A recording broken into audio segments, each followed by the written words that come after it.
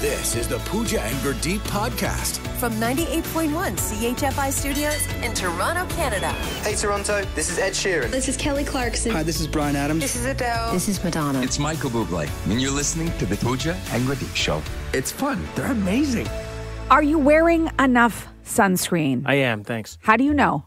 Because it covers my face and my neck and the back of my hands and the exposed areas. Is it something you read on the back of the bottle? Like you're like, oh, I should be applying this much to my face and this much to my arms and this much to my legs. I've been wearing lotion since I was a kid, so I feel like if you know how to put lotion on your body, which I don't think is anything that needs to be instructed, I feel like you're probably also proficient at putting on sunscreen. Okay, well, a survey is out and most of us are not wearing enough or even reapplying. Like most people think they put it on once, they don't have to put it on again. You've got to reapply after a few hours. Yeah, after 2 hours actually. Yeah. But in terms of the actual measurement, like how do you know that what's on your hand is enough? Like is it a pea size? Is it a quarter? What is it? Well, it depends how large of a human you are. Like there isn't a set measurement that applies to everybody. Oh, no, there is. No. According to this survey, there is all sorts of recommendations from the experts. Do you want to hear what they are? These are people, experts, just to be clear, these are experts who are telling people cookie cutter answers for how much sunscreen they should be putting on their body. You just did air quotes over experts, but yes. So for your face, half a teaspoon. Who's putting their sunscreen into a teaspoon? They actually recommend that you get out the teaspoon just for practice and like start off that way so that then you get an idea of what it should. I'm 41 years old. I don't even know how to practice how to put on sunscreen. Like just so you know what it looks like in your hand. So, okay, that's your face. What about your arms? I don't know, enough to cover my arms. It's 1 teaspoon. No. Legs. Listen, hold on. Legs, it's not a cookie cutter. 2 teaspoons. No. 1 teaspoon per leg. Yes. Okay, listen to me. Shaq and Danny DeVito don't need the same amount of sunscreen. There's different amounts of leg. One is 7'1", one is 4'10". Stop making sense. From CHFI Studios, It's the Pooja and Gurdeep podcast. Torontonians have taken to the internet to point out Midtown, Toronto's hottest, newest attraction, and they're giving it 5-star reviews. They're saying this is a must-see. You have to go check it out. It's in the back alley, extending west from Redpath Avenue to just north of Eglinton East. This is so ridiculous. It is the so-called Redpath Pond. The Redpath Pond. And you might be thinking, I didn't know there was a pond in a back alley in a parking lot. This makes no sense. It's because it's not actually a pond. It's a puddle. I'm looking at this picture. This looks like a glorified puddle. What's so special about it? It's just a puddle. And I guess it's a puddle that has just never gone away. It's never dried up. It's just the puddle that has remained. Oh, it's one of those puddles that just maybe the road is like just divoted enough underneath that water just collects there and doesn't evaporate? So it's just there. And I guess people in Toronto thought, you know what? I'm going to go online and I'm going to give it my review. And there's a bunch of reviews of this so-called Redpath Pond. Does it have its own Twitter already? It's coming. At it's coming. Redpath Pond? Okay. 5-star reviews unanimously across the board. Here's what some people are saying. Extremely good pond. Quite often, cars pass through it and leave us with unquestionable quality abstract art. 5 out of 5 would recommend visiting. I love these reviews because reviews are everything. Listen to this one. Quality pond.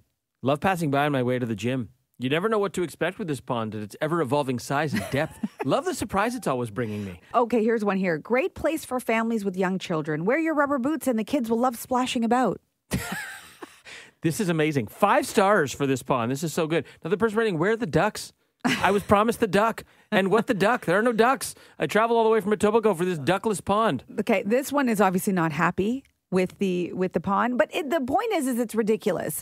Why are people taking time out of their day to talk about a pond in a parking lot? This is why the internet is undefeated. I love the internet. None of this stuff could have happened 25, 30 years ago. And now this is the best part of the internet. I'm not going to lie. I live in Midtown. I want to go check out. You got to go check out the pond. Next time I have guests in from out of town, I'm taking them to the Redpath Pond. Also, what is going to happen to the Redpath Pond today? Because we're supposed to get like 30, 40, maybe more millimeters of rain today. Look out for the reviews. We will keep you posted. It's going to turn into a quarry. It's going to turn into a reservoir. 5-star reservoir. A lagoon. The Pooja and Gurdeep podcast. From 98.1 CHFI. So I was at Costco on the weekend. I know. That's on me. don't go to Costco on a weekend. That's a party foul right there. I normally do the Wednesday, but I had to grab one item. So I was actually really proud of myself. I was in and out. I also didn't know the Costco parking lot. Wait. You go to Costco for one item? Oh, I live alone. I don't always go for one item, but I needed one item. Okay. I'm doing deck tiles on my patio, and I was one like little skid short. So I'm like, I gotta go. I did not know the Costco parking lot went that far, though. When you go on a weekend, like I parked in the back. I might as well just left my car downtown and walked. Like I was at the back corner of the parking lot. It was a workout. Trek. Totally. Now, I was like, it's a weekend. This is crazy time. I'm going right in. I'm grabbing this one little patio deck tile, which I did, straight to checkout. I'm like, blinders on. I'm not looking at the samples. I'm not going to the seasonal aisle, not going to electronics. And as I'm as I'm going, I noticed the Costco I go to, which is the Costco at on Queensway in Etobicoke, they added self-checkout lanes. Oh, you have self-checkout at Costco? First time I'd seen that, I was shocked because to me, self-checkout's always like, if you got a few items at the grocery store, I'm like, Costco, people have like overflowing carts. How's this going to work? There's 6 of them. So I'm like, the lineup's a lot longer, but there's 6 self-checkouts. So I'm like, this will go fast. It doesn't go fast at Costco. Nothing goes fast at Costco. Because here's my thing. Like maybe I'm understanding this wrong. Is self-checkout not like if you got a few items, you're kind of going through? There were people with full carts, beep, beep, beep. They're doing their items. No one does it problem-free. So that little yellow light that starts going off for everyone's thing. Someone's got to come over, help you out, rescan. I'm like, at that point, why aren't you if you have a cart full of stuff, why aren't you just going to the regular line, leave the self-checkout for the singles and the weirdos like me who just have a couple of items? So what you're saying is you think we need rules for self-checkout at Costco specifically? Like we need to actually put in play like 8 items or less kind of thing? Sort of. And it's Costco. I'd even be happy with 20 items or less at Costco because at the grocery store, it's like 12 or less. Yeah. I get it. It's Costco. I'd go 20 or less even. But there were people with like a family, 2 carts full of stuff. I'm like, you're not a trained cashier. You're gonna have a problem. You may be onto something here because I do think we're at a point now where we've had self-checkout machines enough that they do require some order, some rules, some regulations. Like maybe we have one line that's like the novice line. Okay. And then one line that's the expert line. Like you don't need anybody to come over and help you. Like I used to be a cashier. I got this. I know what I'm doing. Yeah. Right. It's like I know the codes, all the things. Right. Right. And then maybe even you have like an unsure line. Like your hands are just up in the air. I can picture it. It's almost like a bathroom, but like the unsure symbol is just a stick man shrugging. Yeah. And like that's where all the assistants go. And everything else will move quickly. Okay. And or what about samples? Giving you samples while in line because you got to wait. It's a long time to wait. Nothing slows you down like the free sample card. No, I'm trying to speed things up here. Oh, right. Okay. No free samples, stick figure emojis with shrugs. This might help. Where are you at self-checkout lines at Costco? Have you seen this? Am I onto something or am I just being too sensitive and not patient? The Pooja and Gurdeep Podcast.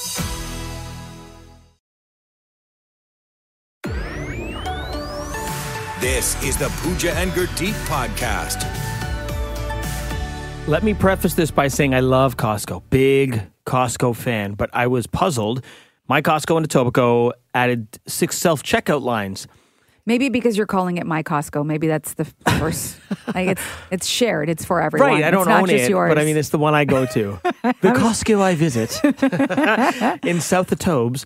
So self-checkout lines, which I'm like, great, because I'm single. I generally only have like under 10 items. So I'm like, this is awesome. The self-checkout line, this will be much quicker. But people with overloaded carts, 2 carts are going to this. And I'm like, is this really for them? Am I wrong? Maybe it's for everybody, but I always think self-checkout is kind of like you've got a few items, you're moving through, because you are inevitably going to set off the yellow caution light on top of the machine. If you're checking out 100 items, something's going to go wrong. Something's going to go wrong. This is supposed to be about speed and efficiency. And there are tons of people who just like pop out to go to Costco to pick up one thing. Sometimes that happens.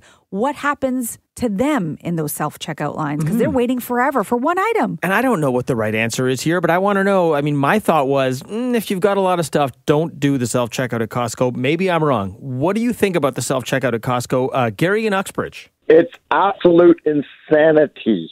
I was there on the weekend, and it was like they were giving out money or something on those lines. Because it was like everybody, and like Gurdeep says, the carts are loaded, and I'm thinking, you're never going to get through this. It's impossible.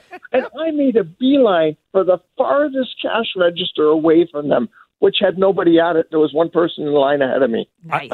And Gary, you know the other benefit of like going to an actual cashier is like if you bring a box, they'll like stack everything nicely for you in the box, which is a skill. I can't stack it and organize it as well as they They can. load it.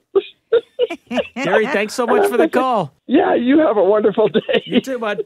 Bye. Gary's more fired up than I am. Yeah, Gary understands where you're coming from. He thinks there needs to be rules and regulations. Let's go to Debbie in Oshawa. What do you think about the self-checkout lines at Costco? No, not when the lineups are that big. Go wait in the lineup for your big cart. Let the self-check be a few items so you can get your one or two items you need at a time and get out of there. Yeah. Thank you. Have you noticed that people get it, or is it that there's always a problem? Most people get it, but then if you've got those big items, then you have to get somebody to come and get the wand out for you to scan those through. Oh, dear. Oh, yeah. Can we also get smaller carts options at Costco as well for the people who are like single or just have a partner and no kids? Like the shopping cart doesn't need to be Costco you know sized. what? You go into Costco for one or two items and you end up with a whole lot usually anyway. So You know what my rule usually is? I don't even take a cart. I'm like, I take as much as I can carry. As soon as I can't carry anymore, guess what? well, yeah, but then I see people that do that and then they're always looking for a cart.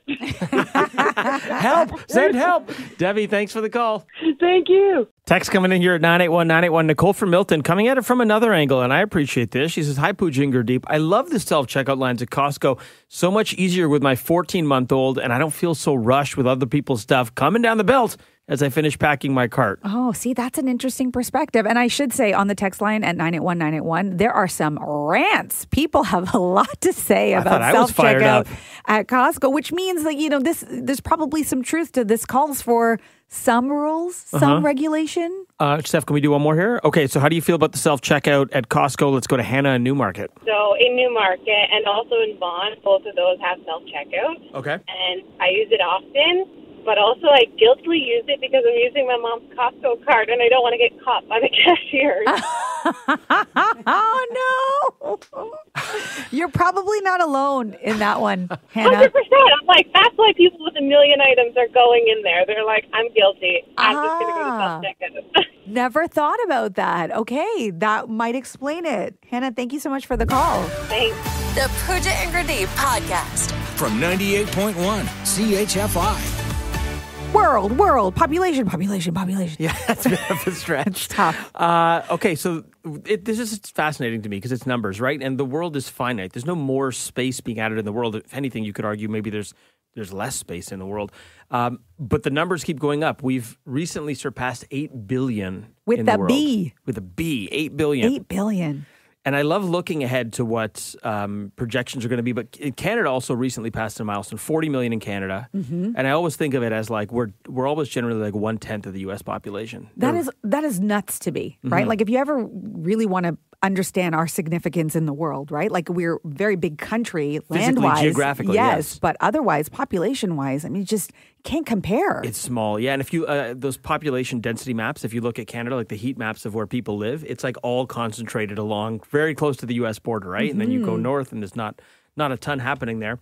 And it's always, from a music perspective, it's always amazed me, like we've got 1/10 the U.S. population, but the amount of talented artists that Canada puts out. We're not putting out 1/10 the quality and quantity of the artists of the U.S. The ratio is much closer than that. Yeah. So shout out Canada. And the bar has to be higher then as a result, right? Totally. It's amazing. I love that you do this in your spare time. You just I go love over the about numbers. Does it surprise you? So projections, the world is projected to hit by 2030, the next sort of milestone year, 8.5 billion. And then if you're wondering about 10 billion, and this is from the United Nations, by the way, obviously these are projections, who knows? 2058. I've got it marked on my calendar. Do you? Yes. 2058? Yeah. That's 34 years from now. So you'll be how old? Yeah, I don't know. You got to do that math for me. You love numbers. Why you make me do it? Yeah, you'll be like, I don't know, 45 by then, I think? Yes. There you go. Yes. Thanks for listening to the Pooja and Gurdeep podcast. Listen to Pooja and Gurdeep live weekday mornings from 5 to 9. Only on 98.1 CHFI. Toronto's perfect music mix.